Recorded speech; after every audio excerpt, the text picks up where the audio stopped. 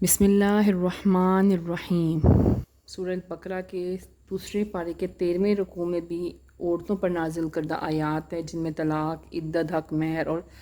حلالہ اور چند اور باتوں کا ذکر ہے۔ سب سے پہلی آیت میں بیان دیا گیا ہے کہ یہ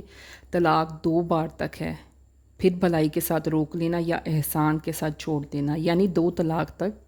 مردوں کو 2 حق حاصل ہیں کہ انہیں روک لینا یا طلاق سے رجوع کر لینا یا بھلائی سے ان کو چھوڑ دینا، یعنی تیسری طلاق دے دینا اور تعلقات ہمیشہ کے لیے ختم کر دینا۔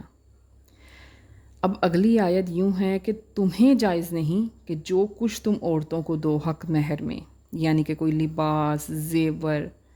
یا تم نے اپنے نکاح کے دوران ان کو جو کچھ دیا ہے،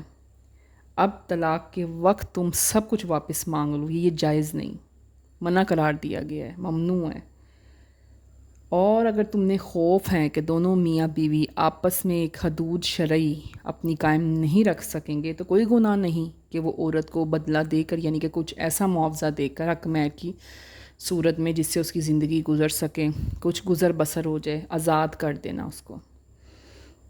خاوند اپنی بیوی کے حقوق کا لحاظ رکھے اور بیوی خاوند کے حقوق کا لحاظ رکھے جب وہ ساتھ رہتے ہیں، پر ایسا اگر وہ نہ کر سکیں، علیحدہ علیحدہ ہو جانے، تو اس میں کوئی گناہ نہیں ہے، وہ علیحدہ علیحدہ ہو جائیں۔ یہ اللہ کی حدیں ہیں، ان سے تجاوز نہ کرو، جو اللہ کی حدود سے تجاوز کرے تو وہ ظالم ہوگا۔ اب آگے ہے کہ تیسری بار بھی طلاق دے دے تو اب وہ عورت اس کے لیے حلال نہ ہوگی جب تک دوسرے خاوند کے نکاح میں نہ آ جائے۔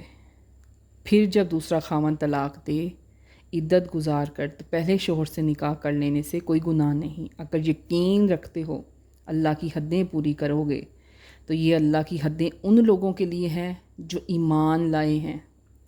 جو جانتے مانتے ہیں اپنے رب کو۔ یہ ساری حدیں ان لوگوں کے لیے ہے۔ یہ حلالہ کی صورت ہے جس میں عورت عدت گزار کر دوسرے مرد سے نکاح کرتی ہے، پھر صحبت کر کے اس سے طلاق لے کر عدت پوری کر کے پھر اپنے پہلے شوہر کے عقد میں یعنی نکاح کر سکتی ہے۔ اب اگلی آیت میں یہ بیان دیا گیا ہے جب تم عورتوں کو طلاق دے دو، ان کی میعاد آنے لگے، یعنی ان کی عدت کے دن تمام ختم ہونے لگے، تو اگر تم ان سے بھلائی کے ساتھ رجوع کرنا چاہتے ہو تو رجوع کر لو،